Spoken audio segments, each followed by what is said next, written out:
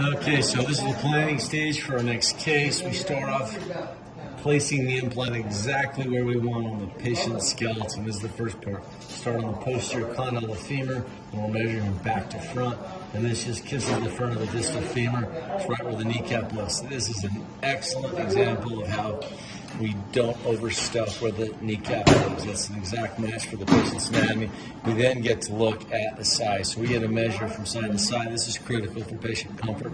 You want an exact match. That's an exact match. We then look at the alignment. And the alignment is how the leg looks from straight on.